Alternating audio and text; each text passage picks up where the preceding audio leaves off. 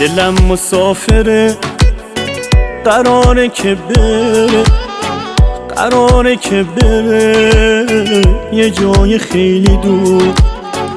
دلم میخواد بره، بهش نگو بمون، بهش نگو بمون که چاره رفتنه.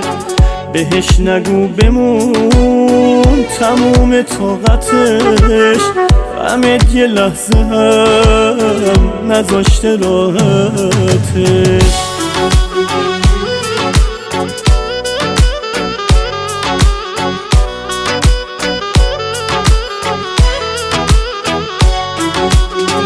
بذار رها بشه مثل پرنده ها، چه فرقی میکنه؟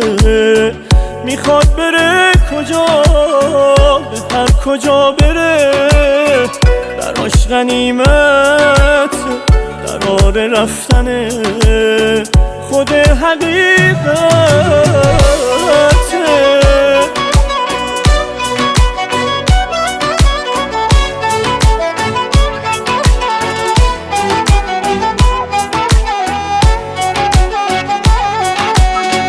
دلم مسافره، قراره که بره، قراره که بره یه جای بینشون.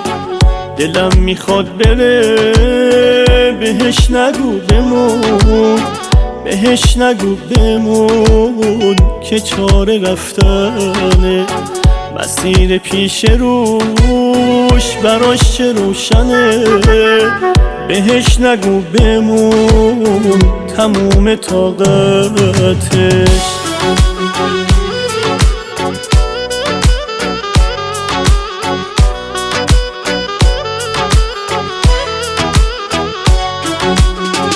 بذار رها بشه مثل پرنده ها، چه فرقی میکنه؟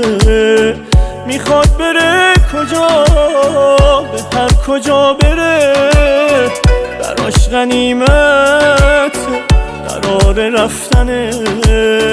خود حقیقته